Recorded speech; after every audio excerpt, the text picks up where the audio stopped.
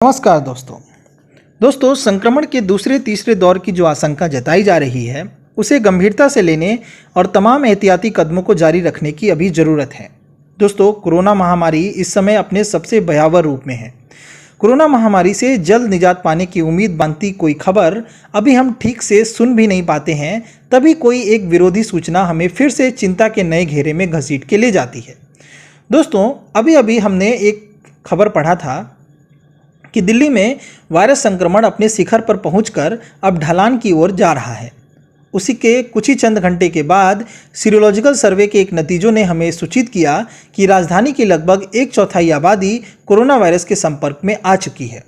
दोस्तों, सर्वे में शामिल 23.48% लोगों में इम्यूनोग्लोबुलिन जी एंटीबॉडी विकसित मिली है।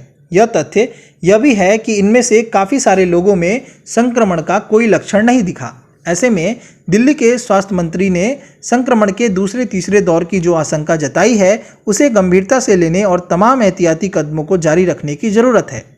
दोस्तों, भारत की विशाल आबादी को देखते हुए संक्रमण के लौटने की आशंका निकट भविष्य में बनी रहेगी। हमें ये नहीं भूलना चाहिए कि देश के कई इलाकों में वायरस का प्रसार बहुत तेज़ी से हुआ है। राष्ट्रीय स्तर पर रोजाना संक्रमितों की संख्या अब 40,000 के आंकड़े को पार कर चुकी है, बल्कि नए संक्रमण के मामले में हम अमेरिका और ब्राज़ील से भी आगे निकल गए हैं। इसलिए कई राज्यों को फिर से पूर्ण लॉकडाउन की तरफ लौटना पड़ रहा है। दोस्तों, हमारी चुनौती अगले कुछ दिनों महीनों में ऐसे हालात के साथ तालमेल बिठाने की है कि जिसमें सबसे बड़ी दिक्कत जनसंख्या के घनत्व के कारण पेश आ रही है। जाहिर है, इस वजह से तमाम प्रशासनिक तैयारियों की सीमाएं रह रहकर उजागर हो जाती हैं।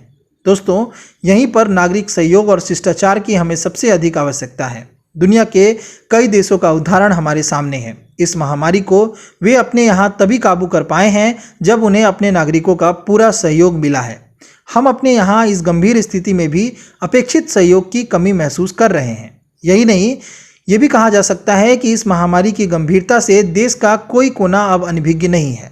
इस पहल पर पहले लॉकडाउन के दौरान नागरिक स्तर पर जो संजीदगी दिखी थी वो अब नदारद दिख रही है।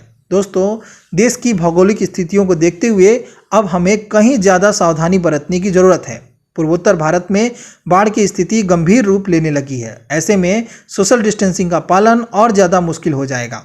दोस्तों, फिर ये मौसम कई अन्य रोगों को भी अपने साथ लेके आता है। डेंगू और चिकनगुनिया जैसी बीमारियां हर साल एक गंभीर चुनौती पेश करती रही हैं। इसलिए वक्त आ गया है कि डॉक्टरों और स्वास्थ्य कर्मियों का बोझ कम करने की कोशिश की जाए।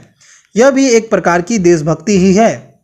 इस दौर में अपनी और अपने परिजनों की सेहत की समुचित देखभाल न सिर्फ देश की ऊर्जा और उसके संसाधनों की बचत में योगदान देगा, बल्कि अपनी आर्थिक मजबूती के लिहाज से भी मुफीद कोशिश है। दोस्तों, शासन प्रशासन की सिर्फ कमियां गिनाना नागरिक धर्म नहीं है।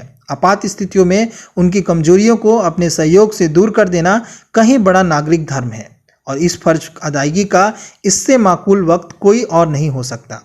तो दोस्तों, हम सब मिलकर अपने देश का, अपने धर्म का और अपनी स्वास्थ्य का फर्ज निभाना है। तो दोस्तों, मिलके कोरोना से लड़ते हैं और कोरोना को दूर भगाते हैं। नमस्कार।